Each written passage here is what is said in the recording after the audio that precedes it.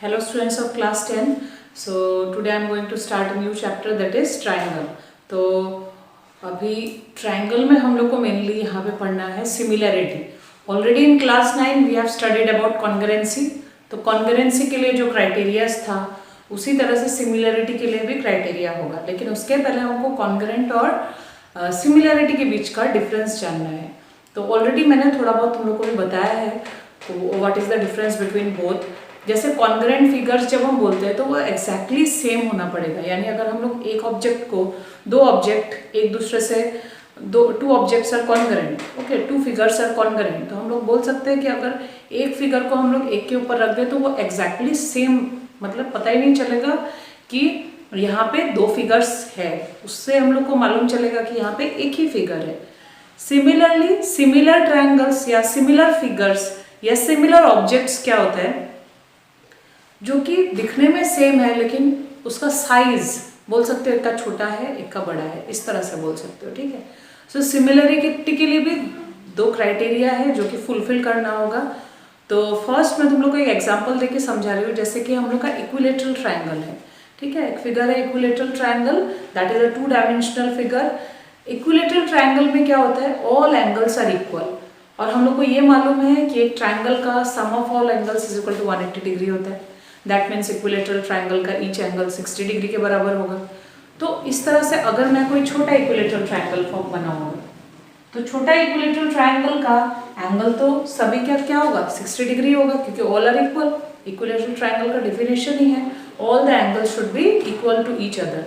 तो अगर मैं एक बड़ा इक्विलेटरल ट्रायंगल बनाऊं उसी तरह से, तो बड़ा इक्विलेटरल ट्रायंगल में भी क्या होगा, all the angles will be equal. But क्या वो एंगल बढ़ जाएगा? नहीं, एंगल तो रिमेन्स क्या होगा, it will remain same, because sum of angles of any triangle is equal to 180 degree.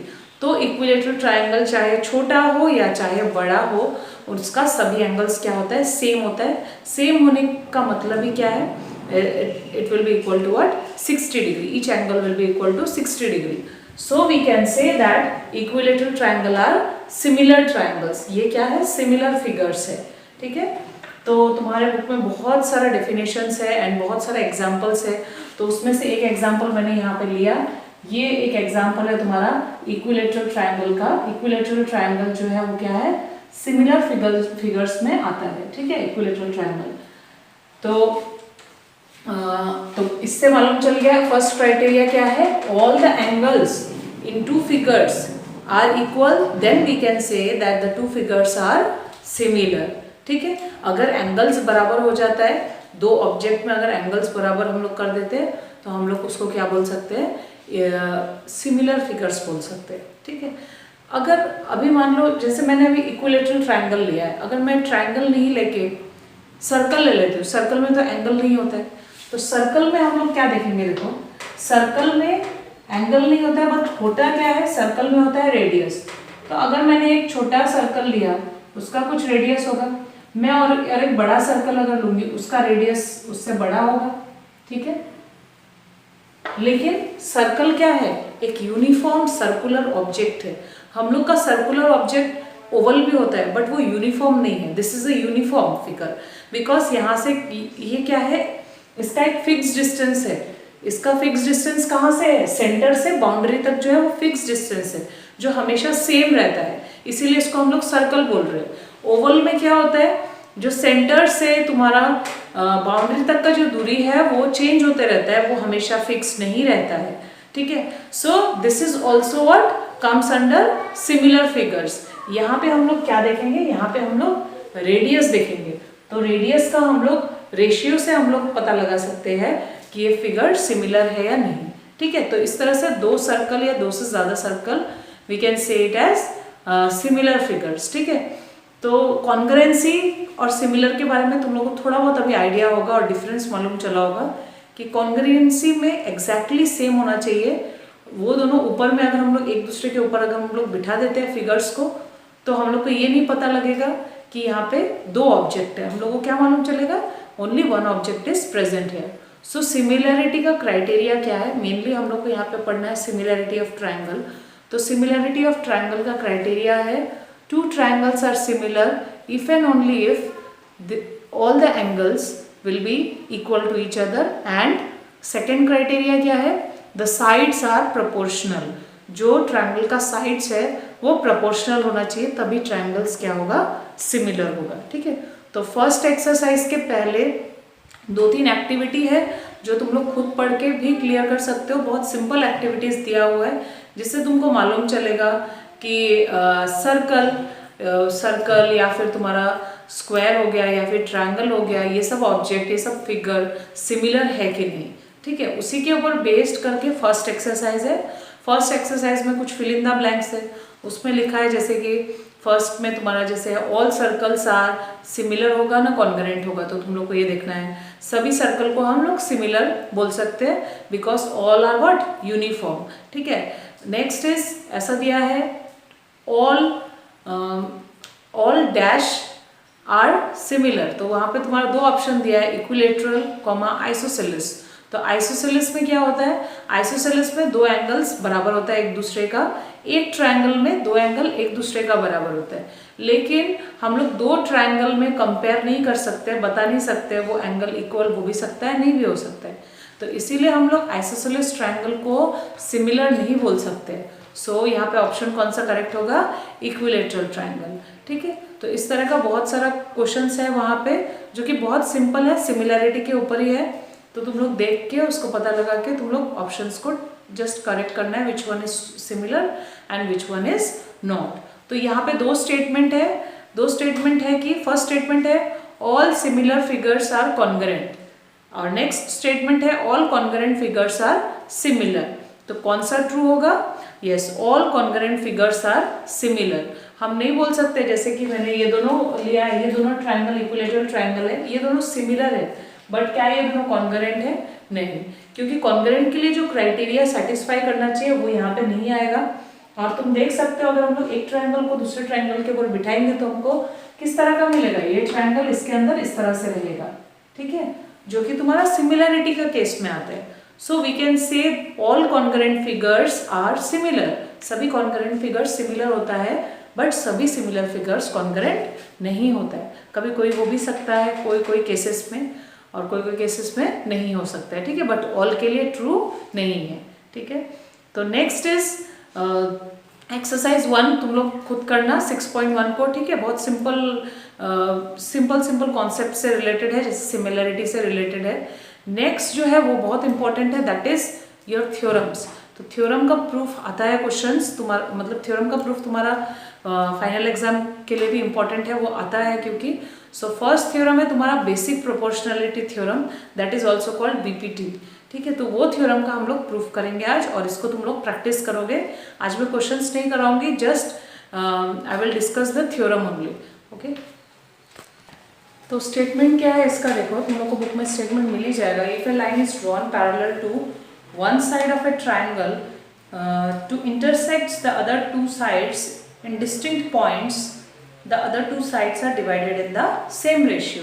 इसका मतलब है एक ट्रायंगल तुमको गिवन दिया हुआ है जिसमें एक लाइन ड्रॉ किया है और वो लाइन 2 साइड्स को इंटरसेक्ट कर रहा है एट 2 डिस्टिंक्ट पॉइंट, यानी डिफरेंट पॉइंट्स पे इंटरसेक्ट कर रहा है। ठीक है, ये डी और ई पॉइंट में इंटरसेक्ट कर रहा है। और क्या बोला है, ये जो लाइन है वो बीसी का पैरेलल है, मतलब थर्ड साइड का पैरेलल है। 2 साइड्स को डिस्टिंक्ट पॉइंट्स पे इंटरसेक्ट कर रहा है और ये लाइन बीसी का पैरेलल है। तुमको प्रूफ करना है कि ये जिस पॉइंट में ये इंटरसेक्ट कर रहा है उस पॉइंट से तुम्हारा साइड्स आ रहा है 2 अलग अलग, है ना। तो ये AD और एक क्या रहा है DB, तो हमको प्रूफ करना है that AD by DB is equal to AE by EC। ठीक है, तो मैंने गिवन लिख लिया इस तरह से। तुम लोग को जब भी क्वेश्चन आएगा, मतलब थ्योरम आएगा, तुमको इस तरह से गिवन लिखना है सबसे पहले। तो बुक में इस तरह से नहीं दिया है तुम लोग को, लेकिन इस तरह से लिखना है given, then to proof, then construction. Construction क्या है देखो, ज्वाइन BE। तो जब भी हम लोग कंस्ट्रक्शन करते हैं तो किससे करते हैं, डॉटेड लाइन से, तो डॉटेड लाइन से करोगे। नेक्स्ट बोला है EN परपेंडिकुलर ड्रॉ करेंगे हम लोग और DM परपेंडिकुलर ड्रॉ करेंगे। तो EN परपेंडिकुलर किसके ऊपर है, AD के ऊपर, तो ऐसे करके हम लोग ड्रॉ कर रहे हैं, this is perpendicular. Similarly DM perpendicular होगा AE के ऊपर। ठीक है, ये AE के ऊपर। अभी यहाँ पे देखो प्रूफ में इसी ट्रायंगल के अंदर, तो हम लोग लिखेंगे ऐसे करके इन ट्रायंगल एबीसी, ठीक है। ये किसके अंदर हो रहा है? In triangle ABC. So in triangle ABC सबसे पहले एरिया ऑफ ट्रायंगल एडीई, तो तुम लोग देख सकते हो एडीई जो ट्रायंगल है उसमें बेस है एडी और हाइट है, हाइट या फिर तुम बोल सकते हो ऑल्टीट्यूड क्या है ई, और ये हम लोगों ने क्या लिया एन, ई एन, ठीक है। तो एरिया ऑफ ट्रायंगल एडी क्या हो जाएगा? Half into base, base is AD into E N जो है वो हाइट है। तो फॉर्मूला हम लोग कौन सा अप्लाई कर रहे हैं? लिखोगे यहाँ पे since area of triangle is equal to half into base into height, ठीक है। और इसको तुम ऐसे ब्रैकेट में नहीं लिख के स्टार्टिंग में भी लिख सकते हो, वी नो या we have area of triangle is equal to half into base into height. So by applying this we can write this one. Similarly triangle BDE, तो लिखोगे यहाँ पे similarly area triangle BDE कौन सा है? ये है देखो नीचे वाला BDE। तो BDE ट्रायंगल में बेस है BD और हाइट देखो क्या है EN। तो इसमें एक चीज याद रखना, ये EN बाहर जा रहा है बट बाहर जाने से नहीं होगा, तुम लोग पहले का याद करो, तुमने पहले छोटे क्लासेस में पढ़ा होगा ट्रायंगल का एरिया जब हम फाइंड करते हैं जो ऑल्टीट्यूड है वो बाहर में होने से भी हम लोग उस ऑल्टीट्यूड को ले सकते हैं फॉर्मूला में। तो बेस यहाँ बी डी है और हाइट क्या है ई एन है, तो half into D B into E N, base हो गया डी बी, हाइट हो गया ई एन, ये हो गया इक्वेशन 2। ऑल्सो ठीक है सेम तरीके से हम लोग ट्रायंगल एडीई का एरिया निकाल सकते हैं। देखो मैंने फर्स्ट में भी एडीई का निकाला है, मैं फिर से निकाल रही हूँ, लेकिन ये कहाँ से किस साइड से देखोगे? देखो जब एडीई का हाइट क्या होगा? डीएम होगा, तो तुम्हारा ये जो ट्रायंगल है उसका एरिया तुम दो तरीके से निकाल सकते हो, एक बार बेस एडी और ईएन को लेके जो हमने इक्वेशन 1 में लिया, और एक बार हम लोग बेस ले सकते हैं एई और हाइट को ले सकते हैं डीएम, तो वो हम लोग इक्वेशन 3 में निकालते हैं, ठीक है। नेक्स्ट इज अगेन, ठीक है, सेम हम लोग सिमिलरली डीईसी, जैसे बीडीई का निकला है वैसे डीईसी का निकालेंगे। डीईसी देखो ये ट्रायंगल है, उसमें बेस क्या होगा? ईसी, हाइट क्या होगा? DM, okay. ये हो गया इक्वेशन 4। अभी करना क्या है? देखो हम लोग इक्वेशन 1 को इक्वेशन 2 से डिवाइड करेंगे, फिर इक्वेशन 3 को इक्वेशन 4 से डिवाइड करेंगे, तो ऐसा करने से हमको साइड्स का रेशियो मिल जाएगा। तो देखो मैंने डिवाइड कर दिया इक्वेशन 1/2, तो ट्रायंगल एडी का area by area of triangle BD, area को हम लोग शॉर्ट में यार लिख सकते हैं, ठीक है। नेक्स्ट देखो क्या कैंसिल हो जा रहा है, ये भी डिवाइड हो गया तो half half cancel, EN cancel, तो बचेगा क्या? This ratio is equal to AD by DB, ठीक है। सिमिलरली यहाँ पे देखो हाफ हाफ कैंसिल हो गया, डीएम कैंसिल हो गया, तो बचा क्या? एई बाई ईसी, ठीक है। ये हम लोग का फाइनली रिमेनिंग ये हम लोग का बच जा रहा है, ठीक है। अभी क्या करोगे? देखो अभी तुम देख सकते हो बीडीई ट्रायंगल जो है, तुम लोग यहाँ पे फिगर में देखो, ये ट्रायंगल बीडीई है और ये है ट्रायंगल डीईसी, ऐसा है देखो डायग्राम।